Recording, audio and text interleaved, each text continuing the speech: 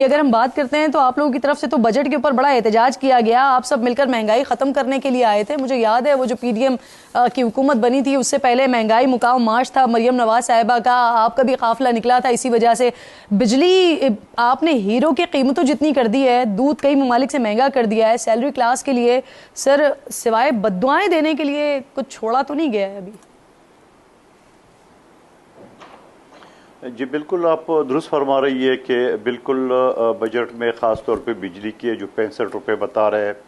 आज वज़ीर बिजली जो है ना वो किसी चैनल पे मैं देख रहा था, भाषण दे रहा था और कि जनवरी से वापस कम हो जाएंगे।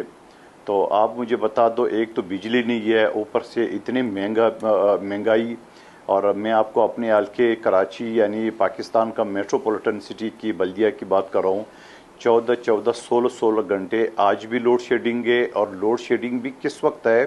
दिन भर तो हो रहा है, रात 2 बजे से 4:30 बजे तक सुबह।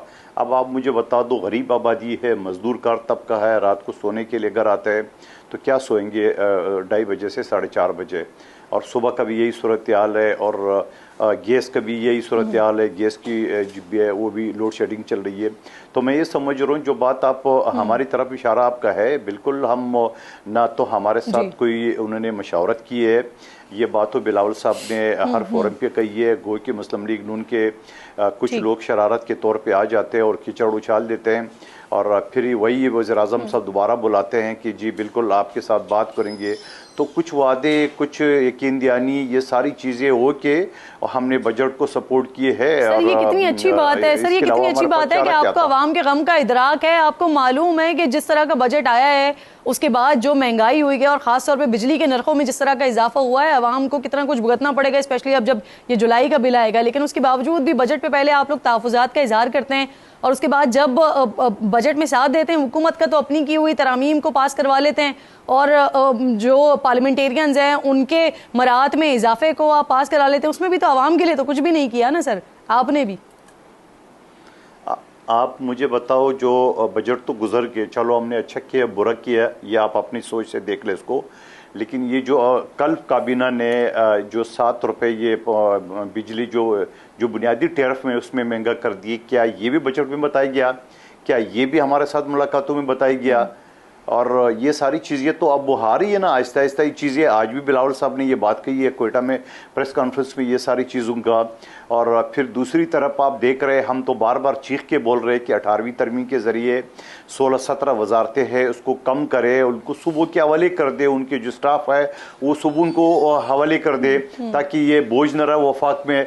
दूसरी तरफ आपने PWD के 8,000 मुलाजमीन जहाँ वो बाकायदा पब्लिक सर्विस कमीशन के ज़रिए इनके अफसरान अपॉइंट हुए हैं, चाहे 17 ग्रेड हो 22 ग्रेड हो वो सारे। और अभी पीर के दिन वो इस्लामाबाद में एहतजाज करे, यानी पहली मरतबा में देख रहा हूँ कि 22 ग्रेड के अफसरान हुकूमत के खिलाफ एहतजाज करने जा रहा है इस्लामाबाद में परसों पीर तारीख को। तो ये क्या है? आपने एक ज़रा से एक बात कर दी है कि ये अदारा करप्ट है। अच्छा, अगर ये अदारा करप्ट है तो आपने इनके खिलाफ, जो अफसरान के खिलाफ आपने नेब में केसेस क्यों नहीं भेजे, एंटी करप्शन क्यों नहीं है? यानी आपकी ये अल्फाज से कह के और 8,000 घरानों का आप चूल्हा बुझाने का जो आप इक़दाम कर रहे हैं, तो ये आपकी जो है ना वो कफ़ायतशारी है, ये आपका जो बजट का ऊपर कम करने के इक़दाम है। तो मैं ये समझ रहा हूँ कि अल्लाह न के करे कि ये मजीद सूरत हाल बदतर हो, ये पता नहीं क्या करने कौन से इनको। या मैं एक चीज़ और बता रहा हूँ कि PWD के खरबों रुपए की प्रॉपर्टी है। जजेस कॉलोनी सारे के सारे PWD की मलकियत है। आपकी कसरे नास कराची में या बड़े बड़े जो जगह है आप ही के इत्तेहाद के साथ हुकूमत बनी हुई है। ये जमीन जो है वो आपका पॉइंट आ गया, मुझे जरा इजाजत दीजिएगा। बहुत सारी चीजें, ये मुझे इजाजत दीजिएगा सर आगे बढ़ने का। तैमूर साहब अभी इत्तलात आ गई हड़प करने कौन जा रहा है कि आपने एक मुश्किल, अच्छा फिर खरबों रुपए की जो ऑनगोइंग स्कीम चल रही है गवर्नमेंट के डेवलपमेंट